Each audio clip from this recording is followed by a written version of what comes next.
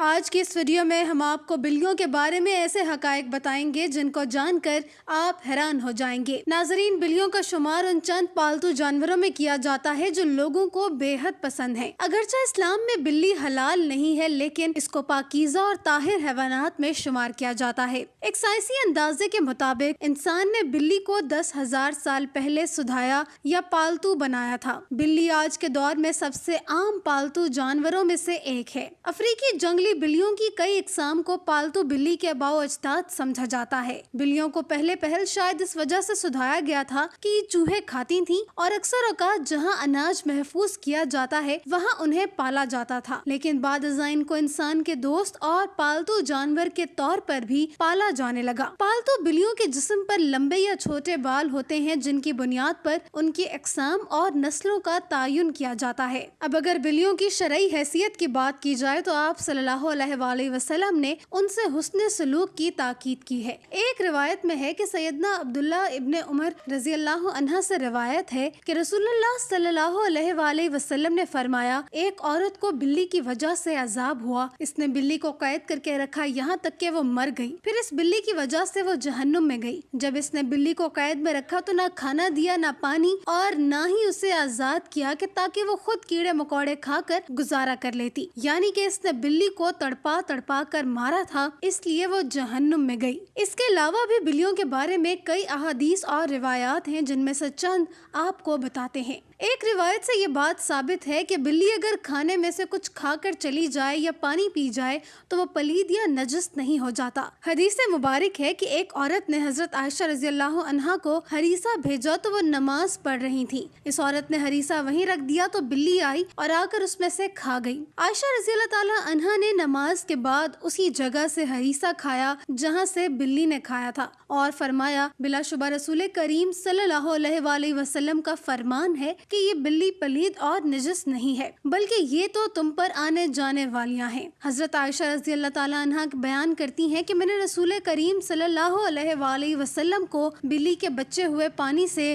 وضو کرتے ہوئے دیکھا ہے۔ اب اگر گھر میں بلی پالنے کے سوال کی بات کریں تو فقہاء کا کہنا ہے کہ گھر میں بلی پالی جا سکتی ہے، ایسا کرنے میں کوئی حرج نہیں، کیونکہ بلی نہ ہی موذی جانور ہے نہ ہی نجس ہے۔ ہر شخص کو معلوم ہے کہ اس میں کوئی نقصان نہیں، بلکہ بلی گھر میں رکھنا فائدہ مند ہے۔ یہ گھر میں پیدا ہونے والے کیڑے مکوڑے اور چوہے وغیرہ کھا جاتی ہے۔ بلیوں کو قدیم دور کے بعد مشرق قریب میں عقیدت دی گئی اور اسلام نے اس روایت کو اپنے بہترین انداز میں اپنا لیا، جو کہ اس عقیدت سے بالکل ہٹ کر ہے جو کہ دیگر قدیم مذاہب میں بلی کو دی گئی۔ کچھ مذاہب میں بلی کو ناپاک سمجھا جاتا ہے تو کچھ مذاہب میں اسے حلال جان کر کھایا بھی جاتا ہے، جبکہ اسلام نے ایک طرف ان کا گوشت کھانے سے منع کیا ہے اور دوسری طرف ان کے ساتھ پیار، محبت اور حسن سلوک کرنے کی تلقین بھی کی ہے۔ جیسے ایک صحابی کی کنیت ہی ابو ہریرہ یعنی کہ بلیوں والا پڑ گئی تھی۔ حضرت ابو ہریرہ کے نام کے بارے میں مورخین میں اختلاف ہے۔ کچھ نے لکھا ہے کہ آپ کا نام اسلام لانے سے قبل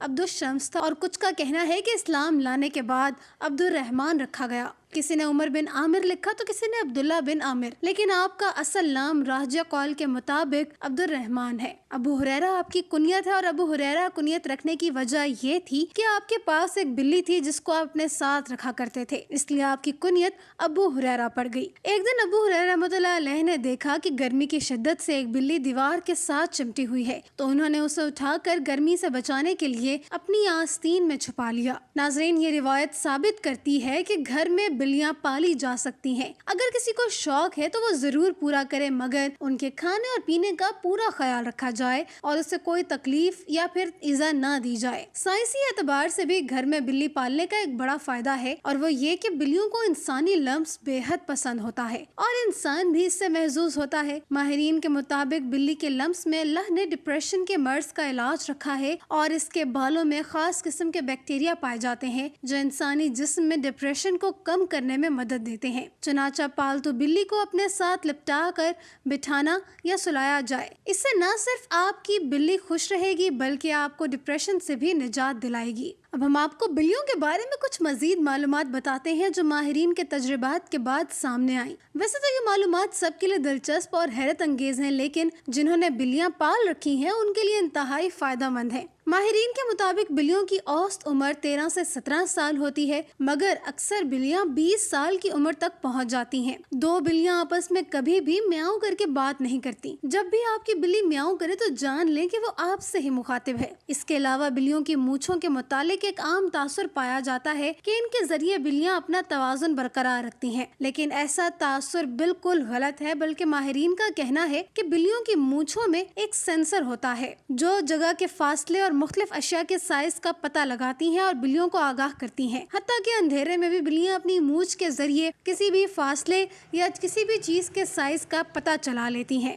بلی کو کسی بھی صورت ایذا دینا شرعاً جائز نہیں ہے۔ بلی ایک پالتو جانور ہے، جیسا کہ پہلے احادیث مبارکہ میں بیان کر چکے ہیں کہ نبی کریم صلی اللہ علیہ وآلہ وسلم نے اس کے بارے میں فرمایا کہ یہ پلید نہیں ہے، بلکہ یہ تو گھر میں چکر لگانے والوں میں سے ہے۔ تو بلی کی تمام تر قباحتوں کے باوجود رسول اکرم صلی اللہ علیہ وآلہ وسلم نے اس کے ساتھ نرمی کا اظہار فرمایا ہے۔ ہمیں بھی آپ صلی اللہ علیہ وآلہ وسلم کی پیروی میں اس کے ساتھ نرمی کرنی چاہیے، اور اگر کوئی بلی خونخوار اور گھر کا نقصان کرتی ہے تو اسے مارنے کے بجائے پکڑ کر کسی دوسری جگہ منتقل کر دینا چاہیے، یا پھر دور دراز علاقے میں چھوڑ دیا جائے تاکہ وہ اپنا ٹھکانہ بدل لے، لیکن اسے قتل کرنے کی اجازت نہیں دی جا سکتی اور نہ ہی تکلیف دینے کی۔